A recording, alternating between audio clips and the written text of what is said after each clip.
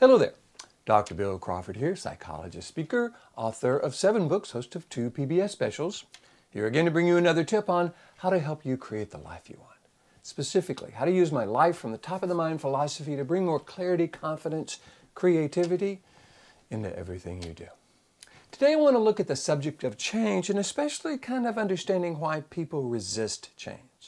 Because have you noticed they do? I mean, have you ever tried to get someone to change? Maybe at work you're trying to get them to do some new process, some new thing, and they were kind of resistant. Rather than kind of be going, great, what a wonderful idea, they start telling you why they shouldn't change, or why we shouldn't change, or why this change is stupid, or they really resist it. And in a family, you know, if you ever try to imply someone needs to change, have you noticed they don't always say, thank you for sharing, what a wonderful idea.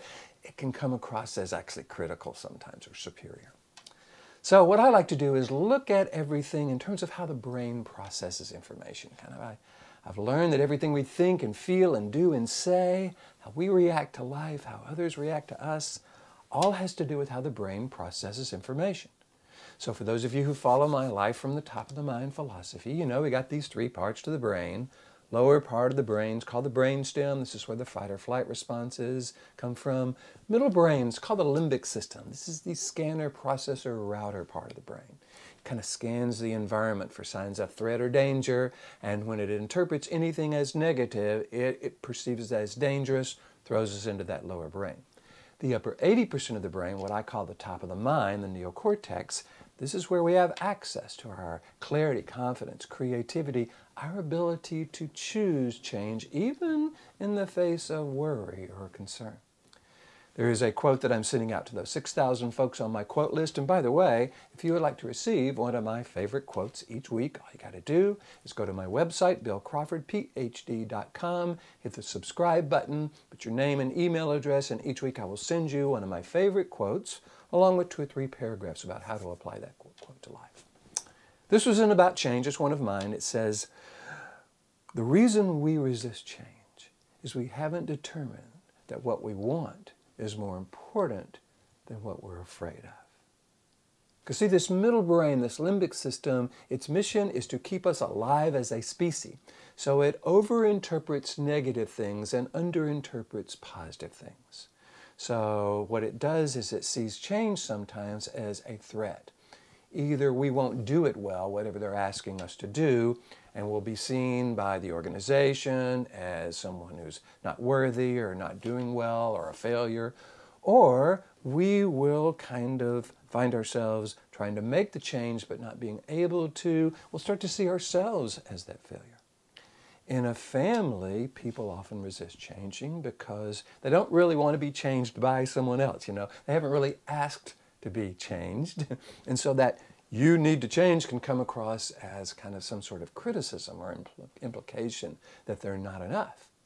And the problem is, if they try to change and can't, then again, they start to see themselves as a failure. Or if they change, if they take our advice and change, then here's the question, well, why haven't I done this all along? You know, you must be so much smarter than I. You just came on and kind of told me what I needed to do. There must be something wrong with me. So it's a kind of a lose-lose perspective. So what I like to do is to make sure I'm understanding that it's that fearful part of the brain that is blocking their willingness to change. Now, the truth is, we've been changing all our life. So someone in an organization has always been changing. There was a time when they didn't know how to do what they know how to do now, what they're hanging on to and not wanting to change. What I like to do is kind of bring them back to that time. I say, you know, one of the things I noticed about you is how well you do this. And I bet, you know, there was a learning process there. Do you remember a time when you were just learning how to do this? I'm curious. What kept you going? What kept you kind of working through that and learning and learning and learning until you got good enough at it? Help me understand that.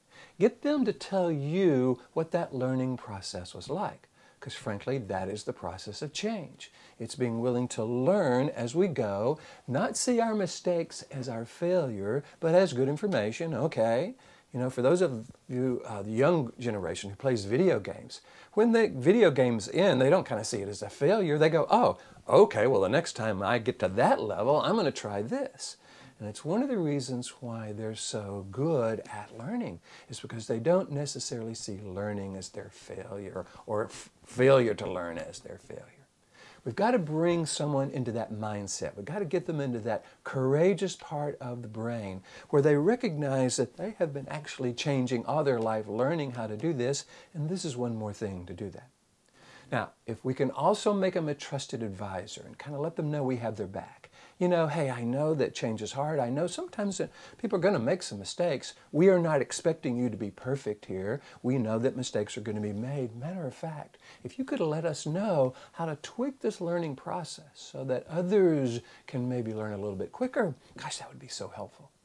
Seeing them as someone who is willing to change and being willing to kind of go into the change can help others is one way of helping them feel good about who they are and feeling good about the process of embarking on what can be an uncertain process. In families, what I think we need to let people know is how much we love them. You know, and that always needs to be the beginning. You know, I want you to know I love you more than life itself. And when someone is needing to change, maybe they're doing something destructive, maybe it's drugs or alcohol or some behavior that's really messing with their life, we've got to let them know that we have confidence in them. That whenever it becomes important enough, and maybe when it gets bad enough, we know they will change and we want to help. And if there's anything we can do, all they have to do is ask. So they see us as an ally for change versus a driver of that change. See us as someone who's willing to help them versus someone who's implying that until they change, there's something wrong with them. Hope you're finding this valuable. I love bringing these videos to you. I try to make them as short as possible. I know we're all busy. If you like them, hey, hit the like button, you know. Feel free to tell your friends. You can subscribe to my YouTube channel, friend me on Facebook, iTunes. I have these in podcasts. So if you're finding these valuable, I want you to know they're available in a lot of places. LinkedIn, feel free to kind of follow me there as well, Twitter. And if you do find these valuable, I encourage you to kind of let me know. I always love it when you post comments down below my YouTube experiences or Twitter or Facebook. It's always cool. So I hope you're finding it valuable. And in the meantime, here's to you, bringing more clarity, confidence, creativity into everything you do, including change.